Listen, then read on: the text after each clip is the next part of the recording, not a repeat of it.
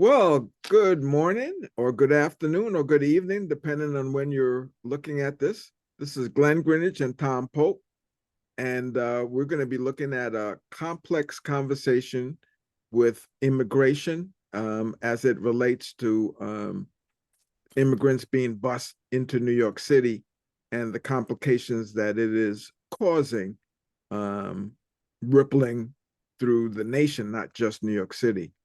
So, Tom, what have you discovered in this immigration issue here in New York? What are some of the issues? First, what I find fascinating is um, we set up a type of us versus them. It's the community versus the immigrant. And we've seen crowds of people protesting in New York about the fear of criminals, as though just because you're an immigrant, you're a criminal. Right. So it is us versus them. Actually, this is another item of dividing and conquering. The division and conquering is separating people who should be working together. America is a nation of immigrants. Absolutely. The only people that are not immigrants are the American Indians who were here. And the other part of it is too that the influx of the new immigrants, I would say, as opposed to the already homeless situation that we've had to deal with, has exacerbated the situation. And even among the homeless are being treated differently. And so now you've got the homeless that have been here that have been waiting for housing being moved or shuttled around to accommodate the new immigrants that are coming in, and the new and so there's, as you alluded to, there's a we they syndrome going on against the communities that would house um, this homeless population, which has been a problem in New York City for at least 10, maybe 20 years, but it's gotten worse since the pandemic. Actually, right before the pandemic, it had gotten worse. And what we've seen are people literally sleeping on the sidewalk waiting for housing and so on and so forth. So this issue is not just a small issue. This is a very large issue. And right now, um, the mayor is saying that there are no funds. He's about to run out of money. So, Tom, we were talking a little earlier, and you had some solutions that Well, you were looking at. before we get to that, I just want to show the pictures that people have been seeing. We've seen outbursts of the community. Right. The media has failed to show images of the immigrants baking in the sun because of the hot weather, stranded in these huge type of refugee centers. Now, this is on the level of torture. We are torturing people who are escaping a major problem. Um, Now, why are they escaping? They're escaping because over the past, well, since United Fruit Company upset the Guatemalan government in 54 because people there wanted equal rights of ownership of land. That's a terrible thing to ask for in South America because it means, according to the State Department, you're a danger to corporations and America. Since then, we've seen this influx of the US actually aiding right-wing governments to the point of setting up death squads that have destabilized entire communities. this is why they're fleeing, and no one in the media is talking about this. So is it because the corporate structure doesn't support, the media doesn't support, is supporting the corporate structure, which is basically breaking up these communities in South America and other places. And of course, the refugees from there are escaping for their lives, basically seeking asylum.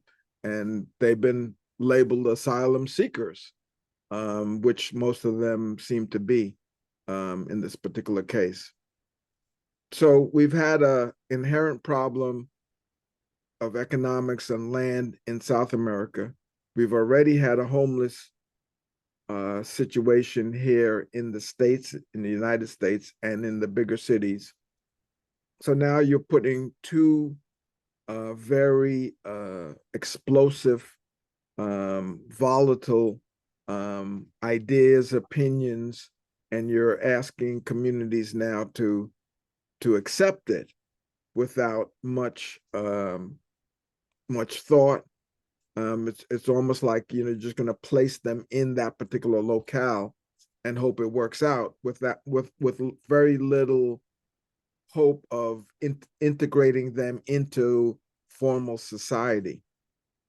So you were alluding to some things around that earlier. Well, a 4-step plan that could actually work to integrate, bring together the community with the immigrant. For example, step number 1, a process of interviewing each immigrant to find certain skills that they have. Now, once we find the skills, they can be placed for temporary work at the rate of $15 an hour. And this would be garnered to help aspects in the community. Step 2, you involve the community members of whatever community we're talking about in the process of interviewing. You have them work with the immigrants to decide on what things that community would like to have that they don't have currently. And it may be something as simple as a labor force to do a particular project, or it may be the skill set to map it out or to lay it out in a way that could work for the community. The other thing that really comes to mind with this is the opportunity to now have them be tax-paying citizens for the resources that they're going to be using as well. And you know, I know that that's been one of the things that has always I've always thought about is like, why wouldn't we, a lot of these people are coming here to work. They want to work. Why are we denying them the opportunity when there are jobs that are available? And why wouldn't we get them on the payroll, paying taxes, supporting the services that they're using? It seems a little crazy to me. But go on. Yeah, go ahead. Also, the aspect of homeless. Yes. People already here. Well, we could include them in this whole process. Okay. Could be dealing with that problem as well.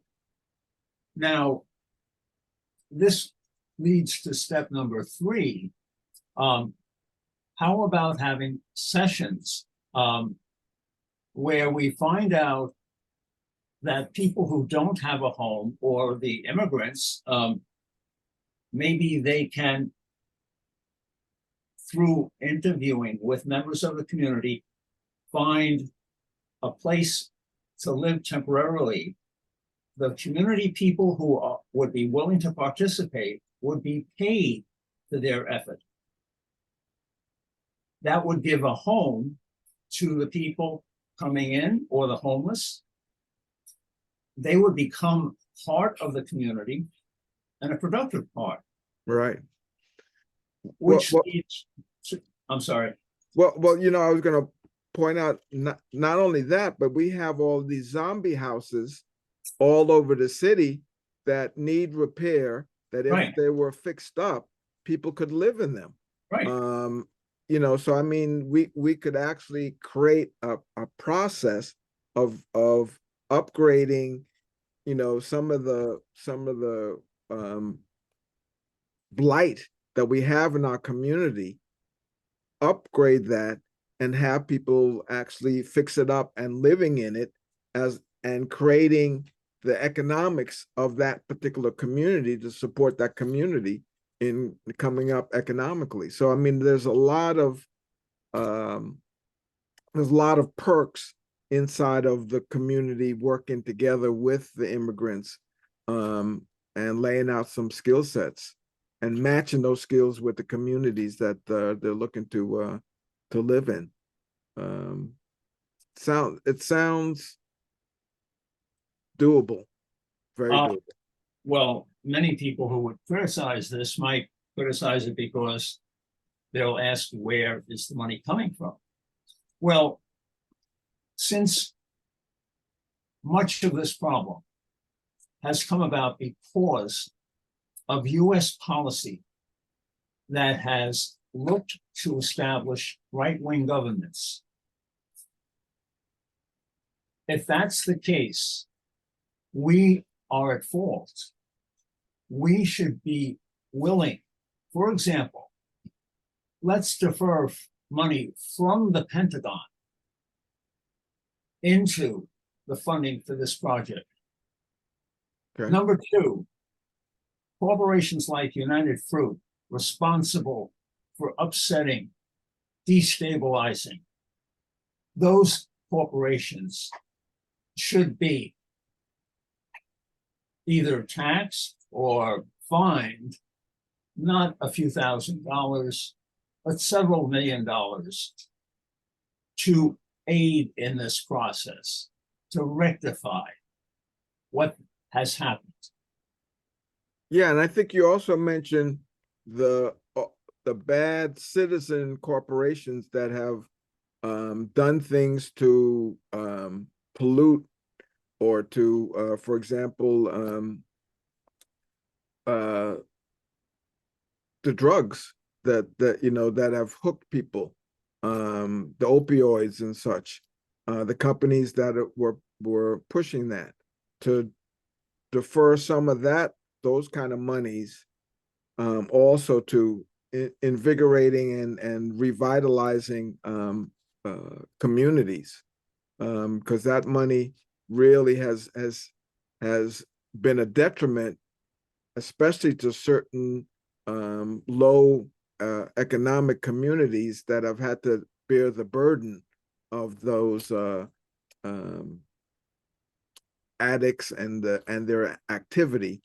And so that would also be another source of income to fund a project like this. And if a corporation is a person, Yeah. why can't the corporation be shut down like a person would be shut down by imprisoning the person? Hmm. Very good. Yeah. So there are some alternatives, and there's some opportunities in these points, in these four points. Um,